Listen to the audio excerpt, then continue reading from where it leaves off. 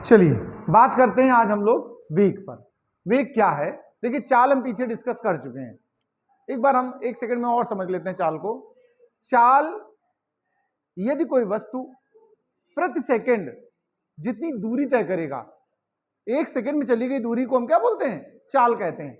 सूत्र था चाल बराबर दूरी बटे समय। चाल एक अदिश राशि होती है। चाल कैसी राशि होती है? अदिश होती है। और चाल का मात्रक था मीटर पर सेकंड। तो फिर वेग क्या है? अब हम लोग वेलोसिटी जानना चाहते हैं। वेग को इंग्लिश में हम लोग क्या बोलते हैं? वेलोसिटी। वेग है क्या? देखिए चाल होगी तो दूरी यूज किया जाएगा, और जब हम लोग वेग की बात करेंगे तो विस्थापन, यानी इसकी परिभाषा लिखेंगे हम लोग। हम लिख लीजिए, चलिए लिख ही लीजिए। लिखिए, किसी वस्तु द्वारा एक सेकंड में, किसी वस्तु द्वारा एक सेकंड में तय किए गए विस्थापन, किसी वस्तु द्वारा एक सेकंड में तय किए गए विस्थापन को वेग कहते हैं। तय किए गए विस्थापन को वेग कहते हैं। वेग बराबर विस्थापन बटे समय। यह सूत्र नोट कर लीजिएगा, फार्मूला बनेगा वेग बराबर विस्थापन बटे समय। अब अगर इसे हम सिंबल में लिखना चाहें, वेग को हम लोग वेलोसिटी v से डिनोट करेंगे। कैसे डिनोट करेंगे? v से डिनोट करेंगे। तो v is equal to, displacement को आप s बना सकते हो, आप t बना सकते हो, जो आपकी इच्छा वो बनाइए। d भी बना सकते हैं हम लोग। तो v बराबर s अपान t, ये हमारा वेग है। मात्रक बनाना है जैसे मुझे, तो इसका मात्रक क्या बनेगा? देखो, मीटर पर सेकेंड। अगर हम ना इसकी बीमा बनाना चाहें तो आ जाएगा, मीटर की क्या होती है? L, और समय की t। तो फिर फाइनली क्या बन के आया? LT-1। ये हमारा वेग के लिए हो गया, वेग की बीमा बन गई। नोट कर लीजिए। अब हम इसके बाद वेग और चाल में अंतर सीखने जा रहे हैं। इसको फटाफट नोट कर लो। चाल और वेग का अंतर भी सीख लेते हैं। हेडिंग डाल लो, चाल तथा वेग में अंतर। चाल तथा वेग में अंतर। एक तरफ डाल दीजिए चाल, चाल को इंग्लिश में स्पीड कहते हैं, और दूसरी तरफ लिख दीजिए वेग यानी वेलोसिटी। चलिए इसमें हम लोग अंतर पहचानते हैं। देखिए जब भी हम आमतौर पे अंतर लिखते हैं किसी दो भौतिक राशियों में, तो हमें पहला अंतर उसकी परिभाषा से बनाया करो। कैसे बनाते हैं? देखो हमने इसकी परिभाषा चाल की सिखाई तुम्हें, लिख लो एक बार फिर से मैं बोलता हूं। लिखिए, किसी वस्तु द्वारा एकांक समय में चली गई दूरी, ये फर्स्ट अंतर में लिख लो। किसी वस्तु द्वारा एकांक समय में चली गई दूरी चाल कहलाती है। चली गई दूरी चाल कहलाती है। ऐसे वेग की तरफ आ जाओ, उधर एक नंबर डाल दो, उसमें लिख दो, एकांक समय में किसी वस्तु द्वारा, एकांक समय में किसी वस्तु द्वारा तय किया गया विस्थापन, किसी वस्तु द्वारा तय किया गया विस्थापन वेग कहलाता है। पहला अंतर दोनों का हो गया।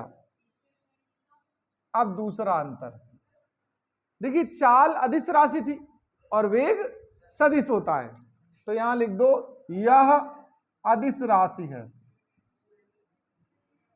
और इस तरफ लिख दो यह सदिश राशि है।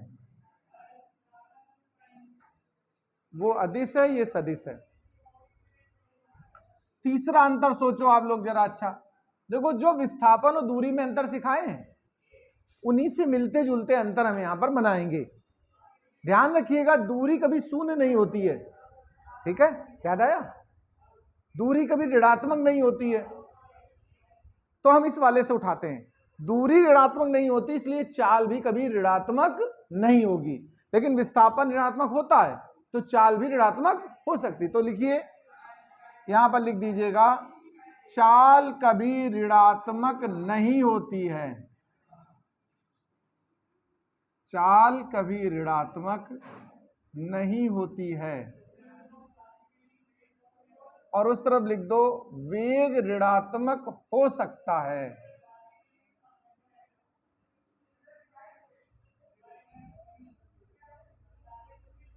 वेग ऋणात्मक हो सकता है। अब चौथा नंबर सुनिए, दूरी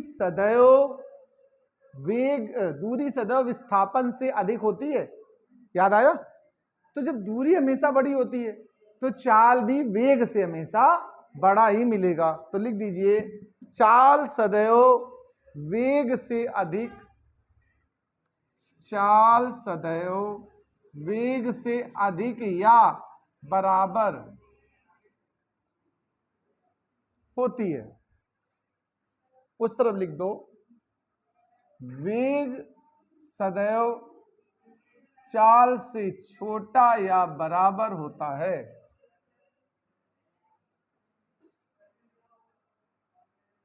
इस तरह इतना नोट कर लो। हम लोग क्या समझना चाहते हैं कि एक समान चाल क्या होती है, असमान चाल क्या होती है, औसत चाल क्या है और तात्क्षणिक चाल क्या है। अब हम इस पे बात करते हैं। तो सबसे पहला नंबर एक डालो, सबसे पहला पॉइंट डालो, फर्स्ट नंबर डाल करके एक समान चाल, एक समान चाल, एक समान चाल इंग्लिश में कहेंगे यूनिफॉर्म स्पीड, यूनिफॉर्म स्पीड, एक समान चाल। देखो नाम में जैसा लगा यूनिफॉर्म, यूनिफॉर्म मतलब जानते हैं आप? यूनिफॉर्म का क्या मतलब होता है, जानती हो? बताओ। देखो स्कूल में हम लोग यूनिफॉर्म पहनते बोलते हैं, उसका मतलब यूनिफॉर्म नहीं, वो ड्रेस होती है। वो क्या होती है? यूनिफॉर्म का मतलब होता है एक जैसा। यूनिफॉर्म का मतलब क्या होता है? एक जैसा। और चूंकि स्कूल में ड्रेस सबकी एक जैसी होती है, एक ही रंग का पैंट, एक ही रंग का शर्ट, होता कि नहीं होता बताओ? इसलिए सब बच्चे एक जैसे दिखते हैं, इसलिए वर्ड वहां इस्तेमाल होता है उस ड्रेस के लिए, यूनिफॉर्म। ऐसा क्यों किया जाता है स्कूल में, पता है? भाई देखो किसी भी स्कूल में तमाम तरह के बच्चे पढ़ते हैं। किसी के पिताजी ज्यादा पैसे वाले होंगे भाई, किसी का घर थोड़ा सा साधारण परिवार होगा, किसी का हो सकता है और ज्यादा परिस्थिति डाउन हो। यदि सबको ड्रेस ना पहन के आने के लिए कहा जाए, अलाउ ना हो, जो मना है पहन के आओ, तो कुछ बच्चे ज्यादा स्टाइलिश, ज्यादा महंगे कपड़े पहन के आएंगे, ज्यादा रंगबाजी से आएंगे। और जो घर मतलब थोड़ा सामान्य परिवार के बच्चे हैं या कम पैसे वाले हैं, जिनकी इनकम अच्छी नहीं है, वो बच्चे एकदम सिंपल कपड़े पहन के आएंगे। तो फिर अंतर महसूस होने लगेगा क्लास में। और जो गरीब घर का बच्चा है या साधारण परिवार का बच्चा है, वो अपने आप को थोड़ा सा छोटा महसूस करेगा। अच्छा महसूस करेगा क्या? वो नहीं। और जब सबके लिए एक जैसी ड्रेस अलाउ है कि सबको एक ही चीज पहन के आनी है, तो भाई उसी कपड़े का वो भी पहने हैं, वही हम पहने हैं, वैसा उसका पैंट वैसे ही मेरा है, वैसे उसके शूज हैं वैसे मेरे हैं, तो सब एक जैसे हो गए ना, तो फिर पढ़ाई मन से करेंगे, उनमें भेद नहीं महसूस हो पाएगा। यूनिफॉर्म इसलिए बनाई गई है। यूनिफॉर्म बनाने कोई ऐसा नहीं कि मतलब ड्रेस वालों की बिक्री ज्यादा हो जाए दुकान पे, कमीशन। अब आजकल कमीशन लेने लगे लोग ड्रेस में, स्कूल वाले। लेकिन मतलब पहले ऐसा रूल जब बनाया गया होगा कभी एक जैसी ड्रेस पहनने का, तो मूल कारण ये था कि बच्चों में अंतर ना हो पाए। हम क्लास में पहचान नहीं सकते किसके घर वाले ज्यादा पैसे वाले हैं और किसके कम पैसे वाले हैं, क्योंकि वहां एक जैसी ड्रेस है। अब कोचिंगों में लोग अपने अपने स्टेटस के हिसाब से पहन के आते हैं, बढ़िया ड्रेस पहन के आते हैं लोग। कोचिंग में अंतर महसूस हो जाता है, देख करके आइडिया मिल जाता है ये किस कैसे खानदान का है, कैसे परिवार का बच्चा है, इनके पिताजी की या घर की इनकम कैसी होगी, उसके ड्रेस से फीलिंग होती है। तो यहां पर मेरा कहने का मतलब यूनिफॉर्म मतलब होता है एक जैसा, ये मतलब है उसका। यूनिफॉर्म स्पीड माने एक जैसी स्पीड, एक जैसी चाल। एक जैसी चाल का मतलब सुनिए, अगर समान समय अंतराल में कोई वस्तु समान दूरी तय करे तो उसकी चाल हमेशा समान रहेगी। जैसे एग्जांपल के लिए घड़ी है, घड़ी की सुई देखो, ऐसा है कभी तेज भागती कभी धीमा भागती है, कभी ऐसा है? 1 बजे बहुत तेज भागी के भी एकदम शुरुआत हुई है और जब 11 बजे कल थक गए, अब धीमे धीमे चलेंगे, ऐसा होता क्या? तो घड़ी में जो सुई चलती है उसकी चाल कैसी रहती है? एक समान। या कहीं और आप गाड़ी को एकदम हाईवे पे ले जाइए और एक कांटा फिक्स कर दीजिए, अगर ब्रेक नहीं लगानी है, हमें रोकना नहीं कहीं, तो 50 या 60 जिस पे लगा दोगे वही चलती रहेगी लगातार। तो पहला 1 किलोमीटर उसने जितनी देर में पूरा किया होगा उतना ही टाइम अगले 1 किलोमीटर में लगेगा, यानी हर दूरी समान दूरी को समान समय में पार करेगा। तो एक समान चाल का मतलब यह है जब वस्तु समान समय अंतराल में समान दूरी पार करे तो उसकी चाल क्या कहलाएगी? एक समान चाल। तो लिख लो परिभाषा, लिखिए जब कोई वस्तु समान समय अंतराल में, जब कोई वस्तु समान समय अंतराल में समान दूरी तय करती है तो उसकी चाल एक समान चाल कहलाती है। जब कोई वस्तु समान समय अंतराल में समान दूरी तय करने मतलब चलना तय करती है तो उसकी चाल एक समान चाल कहलाती है। देखो इसमें अगर हम ग्राफ बनाएं, कभी आगे धीरे धीरे ग्राफ की तरफ बढ़ेंगे, हम ग्राफ सिखाएंगे आपको, ये दूरी का और ये समय का है। अगर समय और दूरी के बीच ग्राफ बनाए एक समान चाल की तो हमेशा एक सीधी रेखा ऐसे मिलेगी। देखो जैसे उदाहरण के लिए मान लीजिए पहला 1 घंटे में ये वस्तु 2 किलोमीटर चलती है, तो अगले 1 घंटे में ये कितनी दूर पहुंच जाएगी? 4 पर। फिर अगले 1 घंटे में 6 किलोमीटर। देखो ये स्थिति ऐसी जब चाल हो जाए तुम्हारी, मतलब हर 1 सेकेंड या हर 1 घंटे में बराबर बराबर दूरी तय कर रही है, तो ये इस तरह का ग्राफ मिलता है। ये एक समान चाल के लिए ग्राफ भी हमने यहां पर आपको बना दिया, इसको भी बना लो। अब हम लोग जानना चाहते हैं असमान चाल, नॉन यूनिफॉर्म स्पीड। असमान में क्या होता है कि समान समय अंतराल में अगर असमान दूरी तय करो या असमान समय अंतराल में समान दूरी तय करो। जैसे उदाहरण के लिए समझो, मान लीजिए हम बाइक से निकले, कॉल आ रही क्या?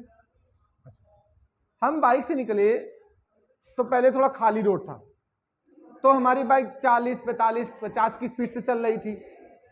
फिर थोड़ा हमने एक चौराहा मिला, तो क्या उसी स्पीड से पार कर जाओगे? क्या थोड़ा धीमा करेंगे, 20, 25, 15 के आसपास धीमे से पार करेंगे, थोड़ा तिरछा करके। तो अब पहले तुमने 10 किलोमीटर बहुत जल्दी तय कर दिए होंगे, अब जहां भीड़ भाड़ इलाका है वहां थोड़ी धीमी चलाई तो समय उतना ही लगा लेकिन दूरी कम तय हुई, और फिर आगे एक जगह जाम में फंस गए। मतलब पहले 1 घंटे में टोटल आपने 30-35 किलोमीटर की दूरी तय कर ली थी, और फिर 1 घंटा तुम जाम में फंसे रहे, 1 ही किलोमीटर खिसक पाए। ऐसा भी तो हो सकता है, होता है बहुत बार। 1-2 घंटे हम खुद फंसे रहे हैं और मुश्किल से 500 मीटर नहीं चल पाए, बहुत बार ऐसा हुआ है। ये जो चाल है इस समय अलग अलग दूरी अलग अलग समय में तय हो पा रही है, या समान समय में अलग अलग दूरी तय हो रही है, इसको हम क्या बोलते हैं? असमान चाल, नॉन यूनिफॉर्म स्पीड। परिभाषा लिखिए, जब कोई वस्तु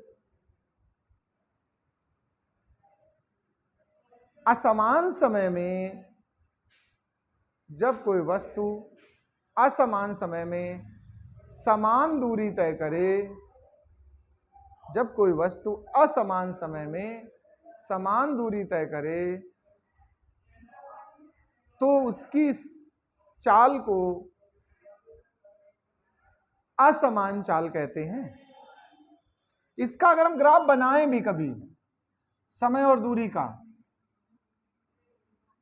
तो ये हमेशा हमें थोड़ा ऐसे कर्व जैसा मिलेगा। कैसा मिलेगा? सीधी रेखा नहीं मिलेगी, वक्र, ऐसे टेढ़ा मेढ़ा कुछ। भाई कभी कम, कभी धीमा, कभी तेज, कभी रुक जाए।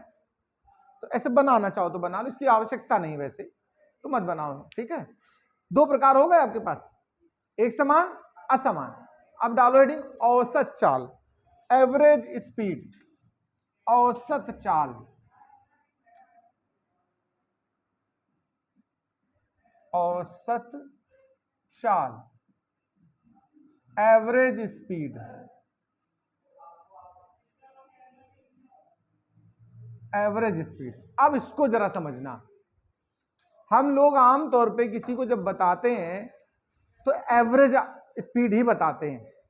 जैसे आपसे हम पूछें भैया घर से यहां तक आने में कितना टाइम लगता है तुमको, तो तुम डेली का नहीं अलग अलग बताओगे, आप एवरेज बताओगे। कभी किसी दिन 15 मिनट लगा होगा आपको, कभी 10 लगा होगा, कभी 7 मिनट, कभी 9, कभी 8, कभी 12, तो एक एवरेज निकलता है 10 मान लीजिए। तो हम लोग क्या कहेंगे भैया लगभग 10 मिनट लगता है, कहते हैं ना। स्कूल जाने में हो सकता है किसी दिन बहुत टाइम ज्यादा लग गया हो, लेकिन वो टाइम नहीं बताते हम किसी को, हम अक्सर जो टाइम लगता है वही तो बताते हैं। जैसे मान लीजिए दिल्ली जा रहे हैं हम, और अगर हमसे पूछा जाए भैया चाल तुम्हारी क्या रही, स्पीड क्या रही, तो देखो जब लोकल किसी शहर के अंदर से गुजरते हैं तो बहुत धीमा चलते हैं, हाईवे पे बहुत तेज चलते हैं, लेकिन टोटल दूरी जितनी आपने तय की होती है और टोटल जो समय लगा होता है उससे भाग देके हम चाल बना लेते हैं कि हमारी स्पीड इतनी रही। यानी इसकी परिभाषा बनेगी कुल दूरी बटे कुल समय।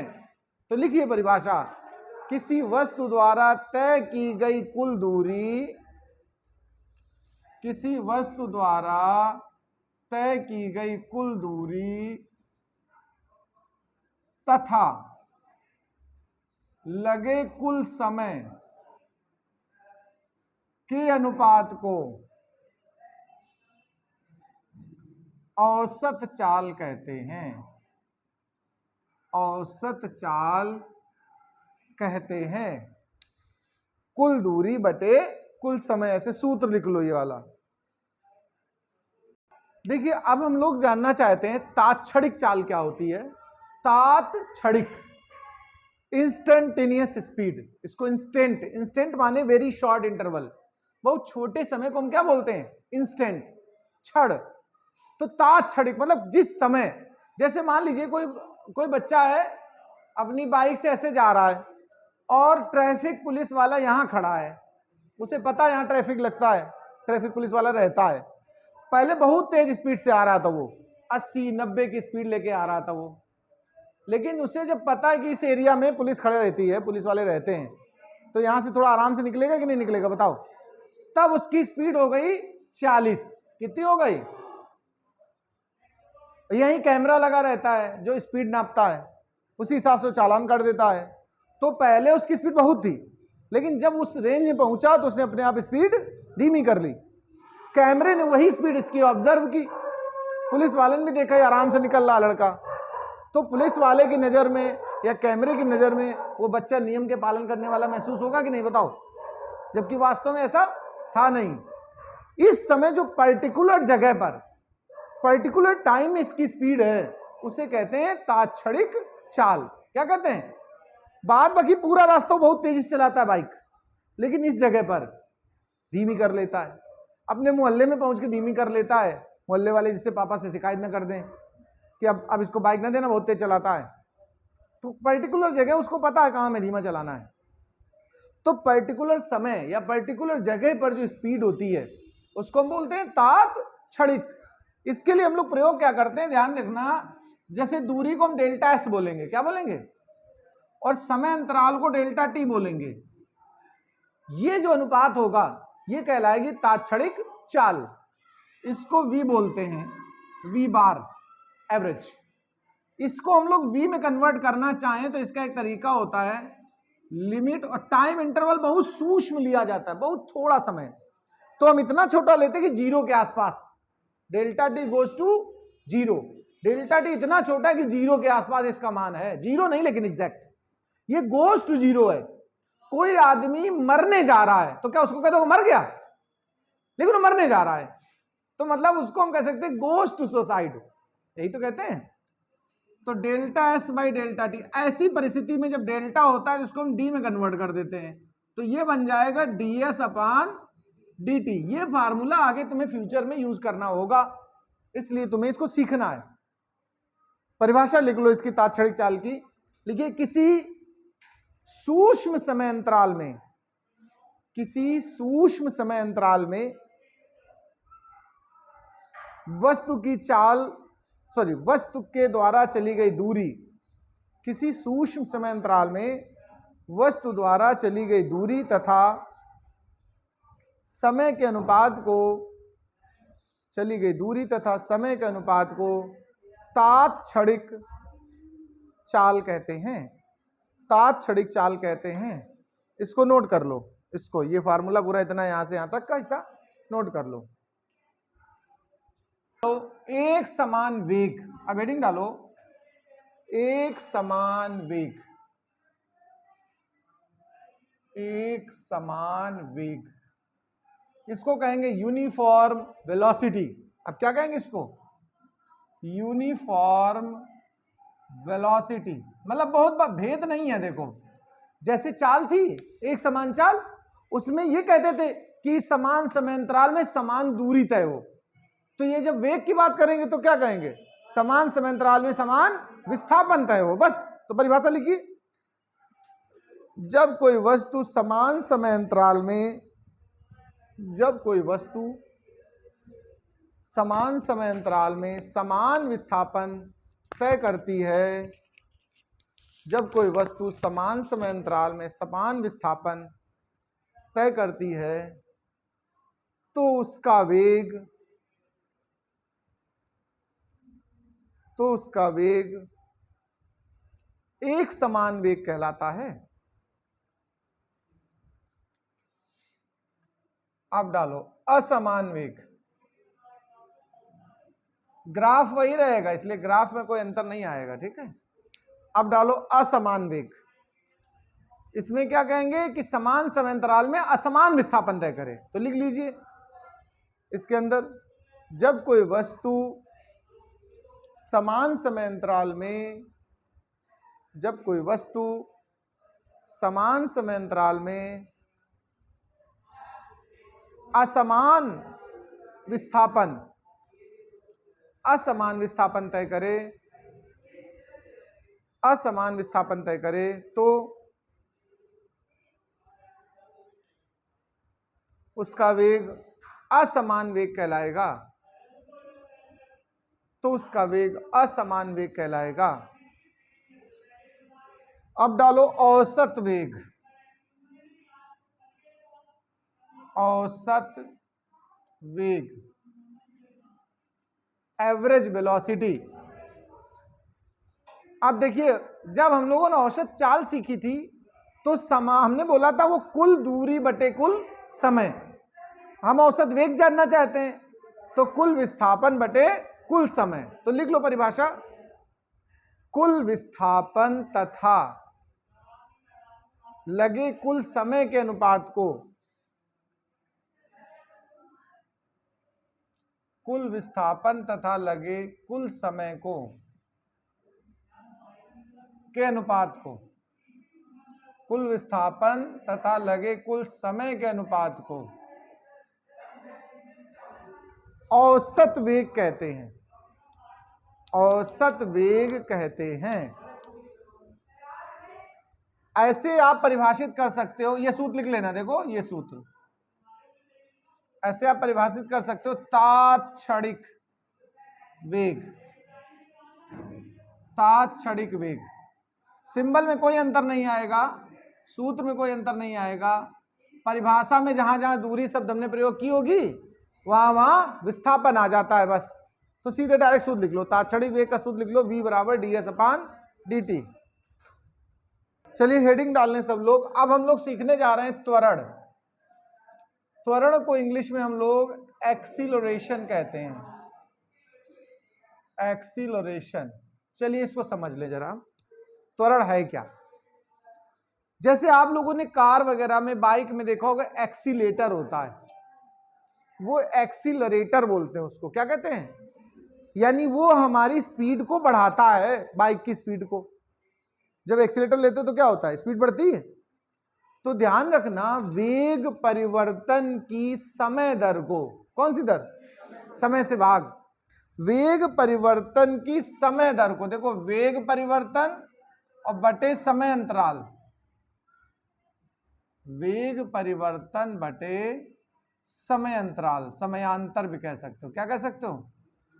समयांतर या समय अंतराल, ये त्वरण होता है। देखो तो परिभाषा लिखिए, वेग परिवर्तन की समय दर को,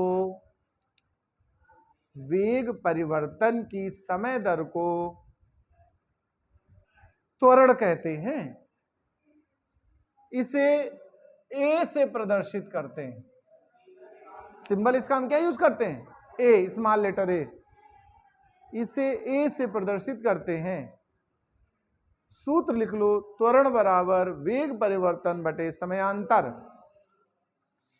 यानी ए बराबर delta V upon delta T. एक और तरीका है वही तात्क्षणिक वाला, अगर हम तात्क्षणिक के हिसाब से लिखना चाहें तो ए बराबर डीवी अपान डी टी, इसको तात्क्षणिक त्वरण कह सकते हो। ये दोनों सूत्र लिख लो फटाफट। मात्रक बनाते हैं जरा त्वरण का। देखो मात्रक क्या बनेगा, ध्यान देना, इसी जगह से बना लो। वेग का मात्रक होता है मीटर पर सेकेंड, वेग का मात्रक होता है मीटर बटे सेकेंड, और फिर समय से भाग हो गया तो मीटर बटे सेकेंड की घात 2 हो जाएगा सीधा, सेकेंड स्क्वायर, ये मात्रक बनेगा। यहीं से विमा बना लो। विमा देखो बन के आएगी एल टी माइनस टू। विमा नोट कर लो, एल टी माइनस टू, ये नोट कर लो जरा। और लास्ट में लिख देना त्वरण एक सदिश राशि है। त्वरण कैसी राशि है भाई? सदिश राशि। नोट कर लो, त्वरण सदिश राशि है। त्वरण को इस जगह में एक और तरीके से एक फार्मूला बना सकते हैं, यहां से आप उसी के आगे लिख लेना। देखो जैसे इस चीज को हम ऐसे भी लिख सकते हैं, ये तो वेग परिवर्तन लिखा मैंने। मान लीजिए कोई वस्तु प्रारंभिक वेग उसका u था और अंतिम वेग v था, और उसने u से वेग बढ़ते बढ़ते v वेग पाने में t समय लगा दिया। कितना समय लगा दिया? यानी एकदम शुरुआत में जब t 0 था तो वेग उसका क्या था? u। इसको कहते हैं प्रारंभिक वेग। तो उस समय समय 0 था, और अब उसका वेग बढ़ के कितना हो गया? v। तो समय कितना हो गया? t। तो वेग में परिवर्तन पता करना था मुझे, तो अंतिम वेग माइनस प्रारंभिक वेग। समय में अंतर पता करना है तो अंतिम समय माइनस प्रारंभिक समय। ये डेल्टा वी की जगह ये डेल्टा टी की जगह आ गया। तो त्वरण के लिए देखो ये सूत्र बना, यहीं से इस टी को इधर ले आओ तो देखो इस सूत्र बनेगा v माइनस यू बराबर ए टी। देखो यहीं से हम u पक्षांतर कर दें तो u plus A T V बराबर, ये एक गति का समीकरण होता है। आगे प्रूफ करूंगा मैं, फिलहाल इसको और आगे लिख लो, इसी में आगे बढ़ा करके लेते हैं मंदन। चलो डालो मंदन। मंदन में समझ ले जरा, मंदन। मंदन यानी इंग्लिश में कहते हैं इसको रिटार्डेशन। रिटार्डेशन, इसमें क्या होगा ध्यान देना, त्वरण का विपरीत सेंस है। जब ब्रेक लगाते हो तो स्पीड धीरे धीरे कम होती जाती है। तो यानी कह सकते हो जब वेग घटना शुरू हो उस समय जो त्वरण होता है उसे हम नाम देते हैं मंदन। तो लिख दीजिए परिभाषा, लिख लीजिएगा, जब वस्तु का वेग घटना प्रारंभ हो जाए उस समय वेग के घटने की दर को मंदन कहते हैं। वेग के घटने की दर को मंदन कहते हैं। इसको ऋणात्मक लेते हैं, इसको ऋणात्मक लेते हैं तो उसके वेग के घटने की दर को मंदन कहते हैं। इसको ऋणात्मक लिया जाता है। कैसे लिया जाता है? यानी एक तरह से ये ऋणात्मक त्वरण है, निगेटिव त्वरण है, नीचे लिख लो। अर्थात मंदन ऋणात्मक त्वरण है, मंदन ऋणात्मक त्वरण है। तो जो त्वरण के मात्रक है विमा है वही इसके सब होंगे। इसके लिए कोई अलग से नई चीज हमें नहीं सिखानी, केवल नाम बताना था। आज हम इतनी रखते हैं, अगले दिन हम इसके आगे की बात आपको सिखाएंगे।